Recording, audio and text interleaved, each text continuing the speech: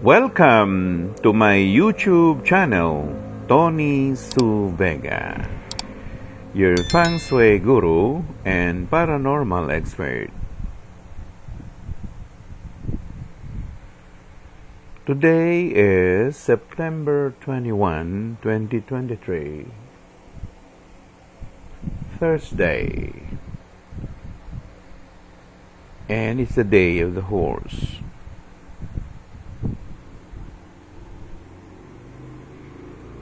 Best colors to use and wear: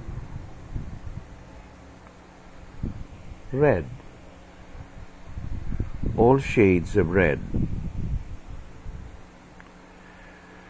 Best things to do or activities on the day of the horse: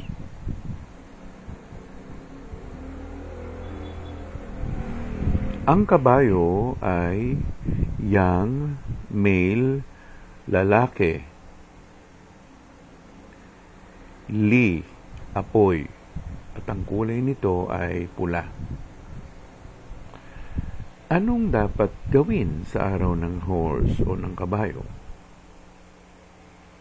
Pwede rin magluto, mag-bonfire, sumilip sa kinalulugaran ng araw, magpainit,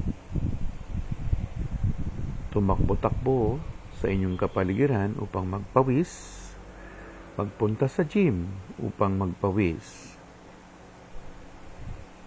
O di kaya naman, magpakulo ka ng tubig para magkape ka, o magtsaa ka, o uminom ka ng gatas. May mga iba pang activities na pwede sa araw ng kabayo.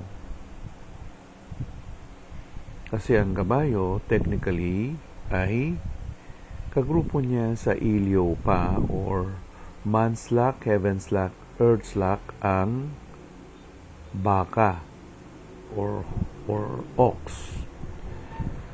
So, si kabayo, pwedeng magbungkal ng lupa.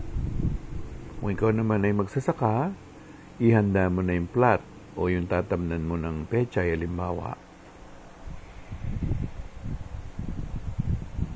May iba pa, yun namang may kinalaman sa isa pang ilyo pa or man's luck, heaven's luck, earth's luck ng kabayo, yung baboy na tubig ang anyo.